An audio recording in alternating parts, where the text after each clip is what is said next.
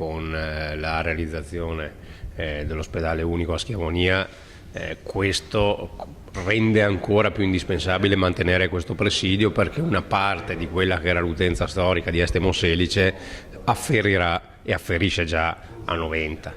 E quindi bisogna avere delle risposte, ma ci saranno sulle grandi tecnologie, su del personale indispensabile a livello dirigenziale e non solo a livello dirigenziale, per far sì che i cittadini di questo comprensorio abbiano un servizio che, ripeto, mentre una volta, anni fa, era stato anche messa in discussione la stessa sopravvivenza, adesso per come si è configurata la rete ospedaliera 90 diventa un punto cardine, perché se uno guarda all'intorno cosa c'è, è chiaro che diventa un ospedale di riferimento per decine di migliaia di utenti.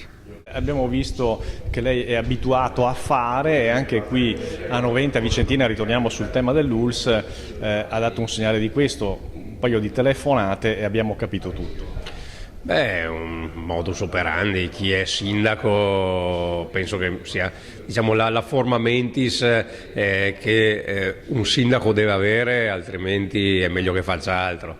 Il sindaco deve dare risposte immediate e risolvere problemi, e quindi quando ti vengono sottoposte alcune situazioni non devi dire beh, ci penserò, vedremo, ne parleremo, dire sì a tutti e fregartene. Ti prendi carico del problema e prima lo risolvi meglio, anche perché i problemi aumentano sempre, quindi è meglio affrontarli e risolverli e non farli accumulare. E questo, ripeto, è solo un fatto di modo di fare delle persone, in particolare credo i sindaci. Insomma, non rimandiamo a domani quel che si può fare oggi.